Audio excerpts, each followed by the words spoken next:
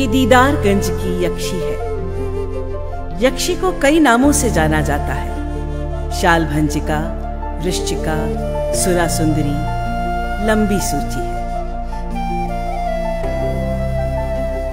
भारत का शानदार इतिहास पलटे तो हम पाते हैं कि ये सुंदर स्त्रियां उर्वरता की प्रतीक और संतुष्टि, विपुलता एवं सृजन की अग्रदूत मानी जाती रही हैं।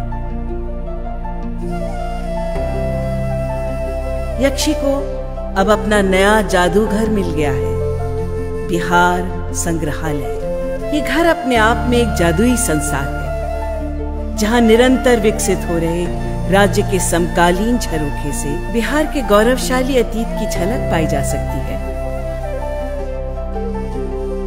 हम अक्सर अपना अतीत भूल जाते हैं। इस संग्रहालय की स्थापना का उद्देश्य यही है कि हमारे साथ साथ पूरी दुनिया को इस राज्य की लगातार दमकती विरासत से रूबरू कराया जा सके।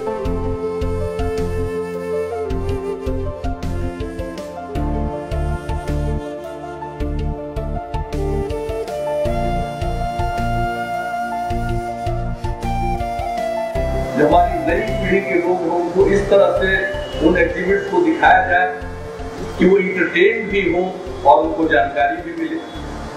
तो उसको ठीक ढंग से जो आज दुनिया भर में नए तरीके से जो म्यूजियम का निर्माण हो रहा, संग्रहालय बनाने का जो नया तरीका है, तो ऐसा तो अभी हिंदुस्तान में कहीं भारत में नहीं। तो उसी समय हम लोगों ने तय किया कि हम लोग ये जो नया तरीका है उसी को अपनाएं और ये अंतर्राष्ट्रीय स्तर का होगा।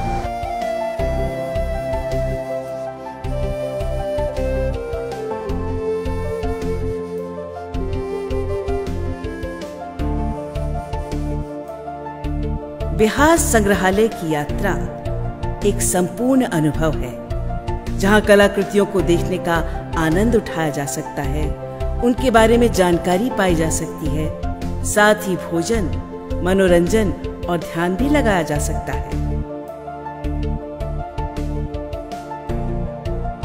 इसे एक विश्वविद्यालय परिसर की तरह विकसित किया गया है, जहां सभी गलियारे एक दूसरे से जुड़े हैं और बाहर की ओर विस्तृत हैं। जब बिहार झारखंड अलग हुआ तो बिहार के पास जो बचा तो हमारा कल्चर, हमारा इतिहास और हमारे जो लोग, तो बिहार को एक विकास का रास्ता चुनना था। तो सरकार ने ये सोचा, खासकर हमारे मुख्यमंत्री ने ये सोचा कि हम लोग अपने कल्चर को, इतिहास को, अपने हिस्ट्री को, इसको सामने लाएं लोगों के सामने। इससे दो तीन फायदे हैं। एक फ़ायदा तो ये है कि लोग, बिहार के लोग जानेंगे कि हमारा कितना गौरवशाली इतिहास रहा है, और पूरा देश जानेगा कि हिंदुस्तान के बनने में एक जब पाटलिपुत्रा राजधानी हुआ करती थी, उस समय में बोला जाता है कि स्वर्ण काल था भारत का। तो ये सारी चीज़ सारे लोग जाने, बिहार के लोग जाने, देश के लोग जाने और दुनिया के लोग जाने। इसको शोकेस करने के लिए हम लोगों को एक अच्छे आधुनिक म्यूजियम की, संग्रहालय की आवश्यकता थी। तो उसी को ध्यान में रख के और माना गया कि इसको अगर हम लोग करते हैं तो इससे अपना एक बहुत बड़ा परिवर्तन राज्य में आएगा। हमारे आगे आने वाले समय में बिहार जो है एक कल्चर का हब बने, एजुकेशन का हब बने, उसके लिए कुछ उस तरह की चीज़ करने की आवश्यकता थी जो अंतर्राष्ट्रीय स्तर की हो, जैसे बिहार म्यूजियम और काफ़ी बड़ा एक कन्वेंशन कॉम्प्लेक्स।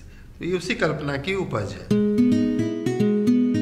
आज जहां एक तरफ बिहार की राजधानी पटना तीनों स्तरों, विज्ञान, विकास और कला से अपने रिश्ते को भविष्य की अति आधुनिक दुनिया से जोड़कर नई परिभाषा दे रही है, वहीं दूसरी तरफ वो पाटलिपुत्र के समृद्धशाली अतीत से खुद को रचनात्मक रूप से जोड़ने की पहल भी कर रही है।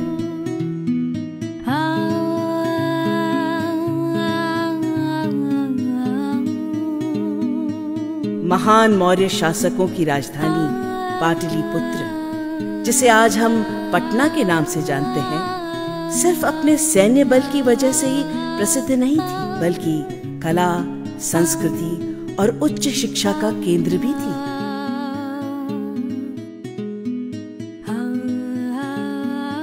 आज नए पटना की पहचान गंगा किनारे स्थित सम्राट अशोक इंटरनेशनल कन्वेंशन सेंटर है, जहां ज्ञान का आवास है। इस ज्ञान के घर का सभ्यता द्वार, जहां हमें भविष्य के नए रास्ते दिखाता है, वहीं हमारे समृद्धशाली अतीत के द्वार भी खोलता है। ये कहा जाता है कि एक कलाकार खुद भी अपनी पुरातन पीढ़ी, अपने अतीत को फिर से रचता है। वो पुराने बंद पड़े दरवाजों को खोलकर उन्हें एक नई रोशनी में दुनिया के सामने रखता है और उनके वजूद को अपने समय से जोड़ता है।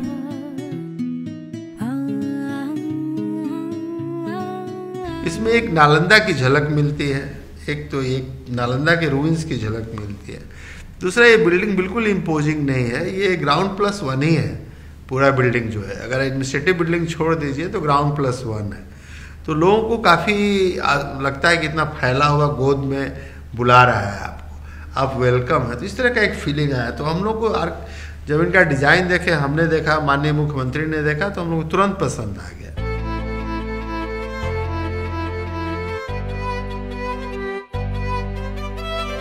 अपने आकार के आधार पर भारत का ये लगभग सबसे बड़ा संग्रहालय इस नई पहचान का प्रतीक है।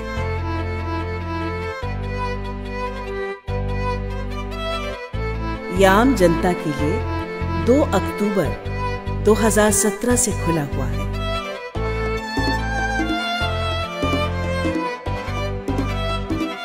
जापान की कंपनी माकी एंड एसोसिएट तथा मुंबई की ओपोलिस आर्किटेक्ट ने बिहार संग्रहालय का स्थापत्य डिजाइन किया है।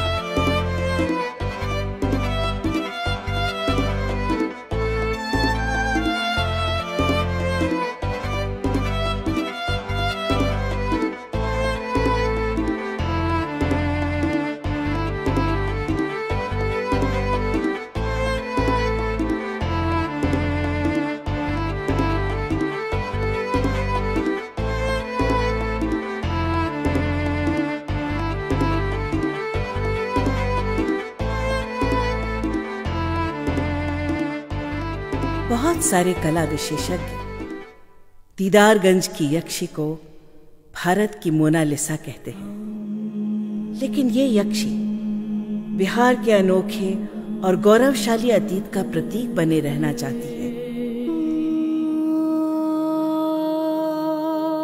ये उस तरह की प्रतीक है जो न सिर्फ हमें भविष्य के डिजिटल सपनों और उसकी अकूत संभावनाओं से जोड़ना चाहती है, बल्कि साथ ही हमारे महान अतीत और आम आदमी की सच्चाइयों से भी रूबरू कराना चाहती है।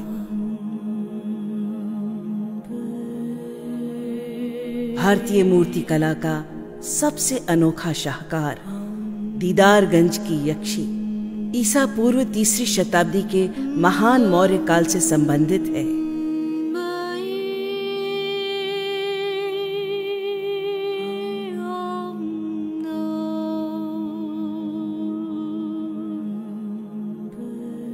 संग्रहालय के रिकॉर्ड के अनुसार ये मूर्ति 1917 में बिहार के दीदारगंज में पाई गई थी।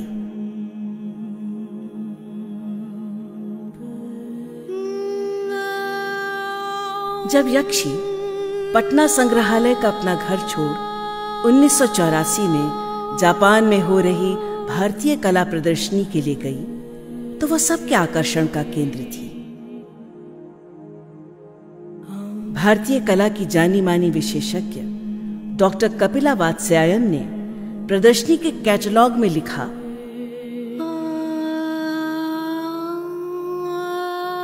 बेहतरीन ढंग से तराशी गई ये मूर्ति मौर्य कला का सबसे अद्भुत शाहकार है। ये कटी के ऊपर निर्वस्त्र है एवं सिर्फ एक हार से अलंकृत है जो उसके वक्षों के बीच टिका है।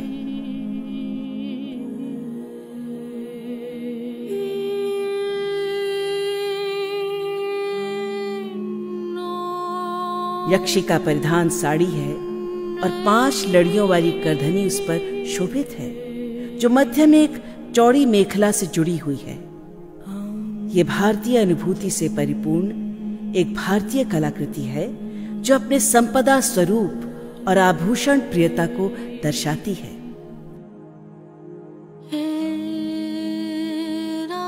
लेकिन सबसे बढ़कर ये हमारे अंदर बहुत परिष्कृत अनुभूतियों को जगाती है।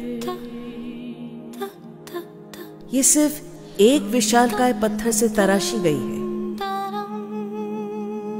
उसके उस स्वरूप और भव्यता के बारे में बहुत लिखा जा चुका है, जिसका वजन और घनत्व बहुत संतुलित है। थोड़ा आगे की ओर झुकी हुई ये मूर्ति बादामी पत्थर से तराशी गई और चमकदार पॉलिश के साथ इसे वो सौंदर्य दिया गया है जैसे लगता है बस कल ही इसका निर्माण हुआ है।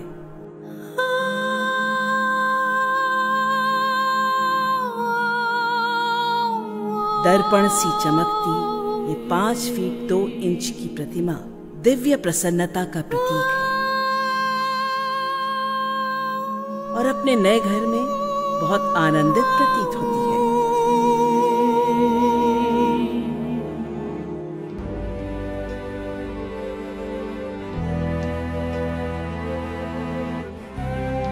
बिहार संग्रहालय अंतर्राष्ट्रीय मानकों के आधार पर तैयार किया गया है। इसका उद्देश्य बिहार की समृद्ध विरासत को उसके सही परिप्रेक्ष्य में दिखाना है। साथ ही नए संग्रहालय विज्ञान, जिसका सिद्धांत है समुदाय का संग्रहालय, को भी आत्मसात करना है।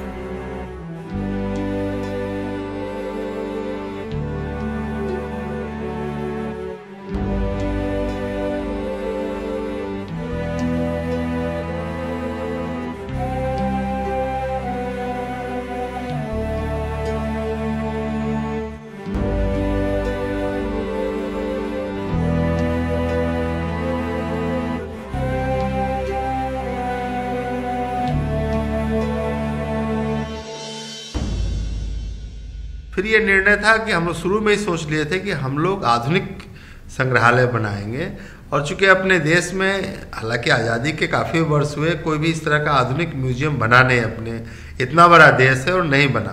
तो एक ये भी इच्छा थी कि पहला म्यूजियम होगा जो अंतर्राष्ट्रीय स्तर का होगा। तो हम लोग उसी सपने को लेके आगे बढ़े। बिहार का इतिहास देश का इतिहास है।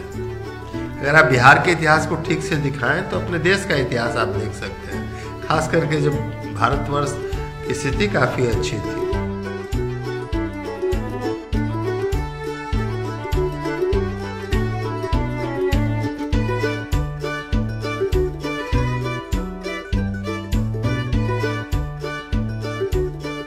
इस अद्भुत जगह पर आकर आप लोक और जनजातीय तथा आधुनिक कलाकारों के बीच हो रहे निरंतर और सार्थक संवाद का हिस्सा भी बन सकते हैं।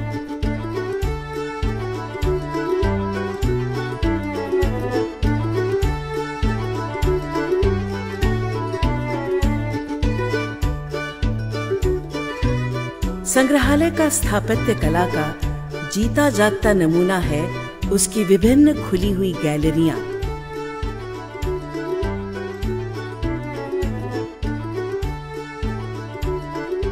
इतिहास गैलरी, समकालीन गैलरी, कला गैलरी, क्षेत्रीय गैलरी और बिहार प्रवासी गैलरी से गुजरते हुए हमें कला के अद्भुत अनुभव होते हैं।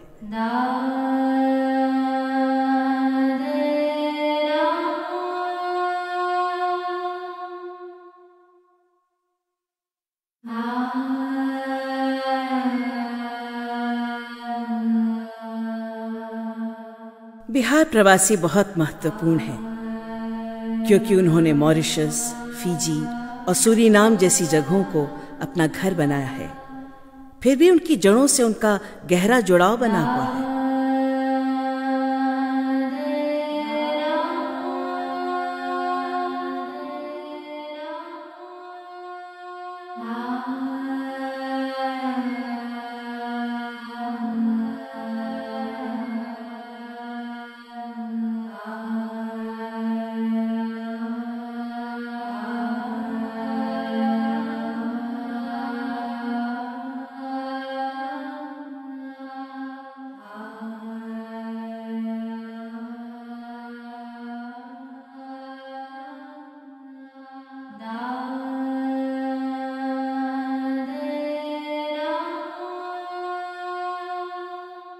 इस म्यूज़ियम के द्वारा जो हम इसको समकालीन स्तर पर रखकर भविष्य का संग्रहालय बनाना चाहते हैं, और इसमें हम ऐसा सोचते हैं कि हम जो हिंदुस्तान भर में जिस तरह के काम नहीं हुए हैं, वो इस तरह के काम हम यहाँ से शुरुआत करें।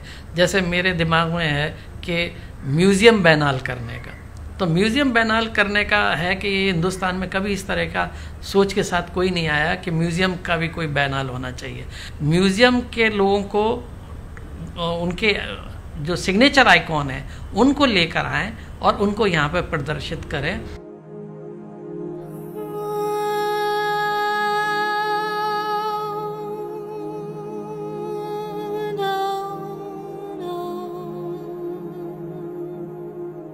समकालीन भारतीय कला के क्षेत्र में एक जाना माना और स्थापित नाम सुबोध गुप्ता का है, जो सिर्फ बिहार के निवासी ही नहीं, पटना आर्ट कॉलेज के विद्यार्थी भी रहे हैं।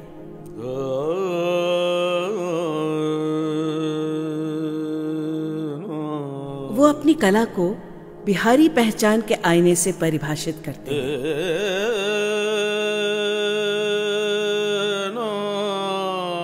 उनकी कृति यंत्र संग्रहालय के प्रांगण बुद्ध आंगन में प्रदर्शित की गई है।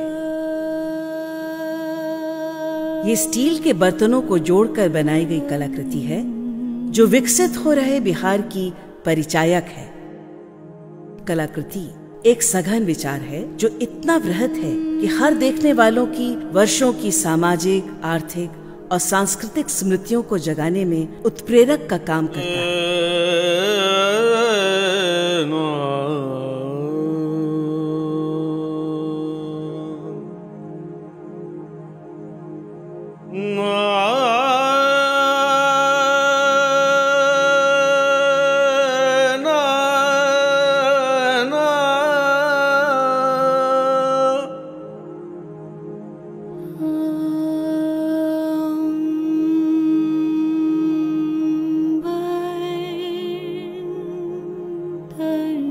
सन 2012 में राज्य के शताब्दी समारोह के दौरान पटना में इस कलाकार ने एक कैक्टस का पेड़ निर्मित किया था, जो लचीलेपन का प्रतीक था। बर्तनों से ही तैयार किया गया ये 26 फुट का cactus Rajdhani Vatika eco park में स्थित है, जो बिहार के लोगों की जबरदस्त सहन शक्ति का प्रतीक है।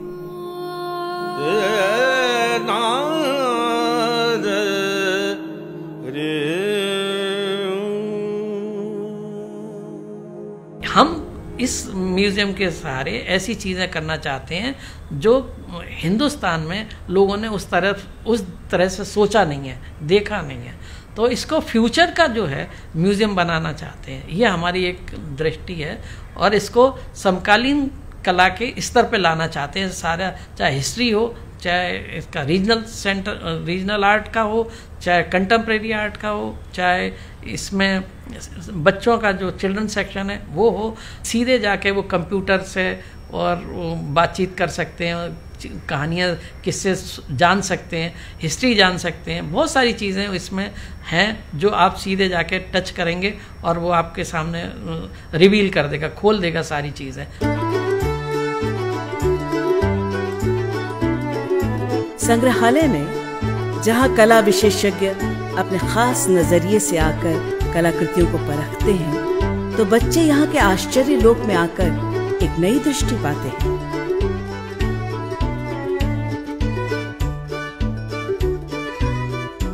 एक आम आदमी यहाँ आकर जीवन और कला के बीच का मेलजोल देखता है। बिहार संग्रहालय में सबके लिए कुछ न कुछ खास है। कला प्रेमी इस भव्य और विविधता से भरी कला की दुनिया में आकर बहुत ही उत्साहित और प्रेरित महसूस करते हैं। एक आम आदमी भी बिहार के इस आश्चर्य लोक में फैले कला के संसार में गुम नहीं होगा।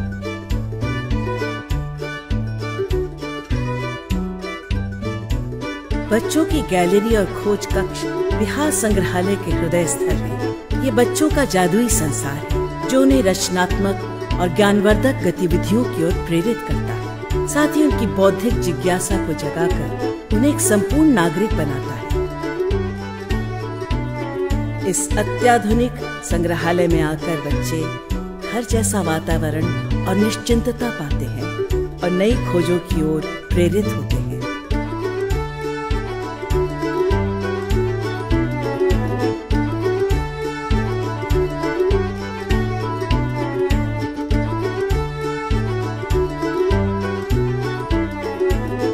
यहाँ आकर आप बिहारी व्यंजनों का आनंद उठाना नहीं भूलें। बिहारी व्यंजनों की ब्रांडिंग भी संग्रहालय के लिए बहुत महत्वपूर्ण है। भोजन क्षेत्र को भी बहुत ही कलात्मकता से बनाया गया है। प्राकृतिक रोशनी से सजे लंबे गलियारों की खिड़कियों से ढेर सारी रोशनी अंदर आती है। सब तरफ रखी आश्चर्यजनक वस्तुएं और जापानी शैली का सुंदर बगीचा, ये सभी मिलकर कभी आपको एक कविता से गुजरने जैसा अनुभव देते हैं तो कभी आपको दार्शनिक भाव से भर देते हैं। बिहार संग्रहालय की सबसे बड़ी खासियत ये है कि यहाँ सब कुछ आपकी आंखों के आगे फैला है और आप अपनी खोज के लिए स्वतंत्र हैं।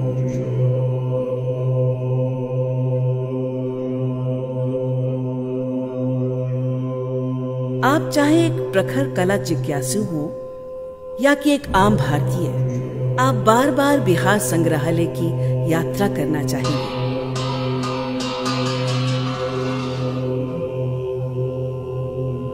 इस संग्रहालय की एक बार की यात्रा काफी नहीं, हर यात्रा के बाद आप कुछ नया खोजते, सीखते और जीवंत महसूस करते हैं तथा चीजों को देखने का नया नजरिया पाते हैं।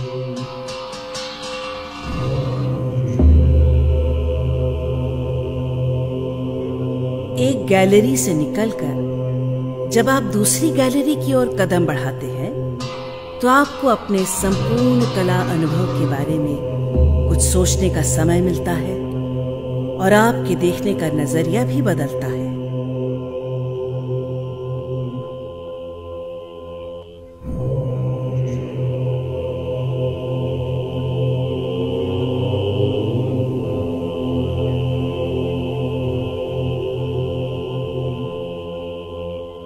यहाँ की दुनिया में कोई भेदभाव नहीं है।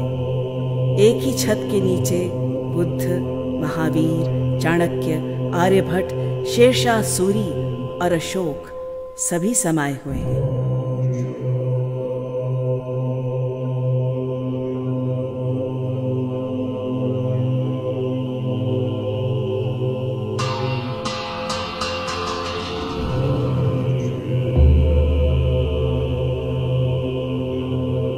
पटना का नया सभ्यता द्वार सम्राट अशोक के उस कथन की याद दिलाता है कि जब आप किसी और धर्म का आदर करते हैं तो दरअसल आप अपने धर्म की गरिमा को और बढ़ा लेते हैं।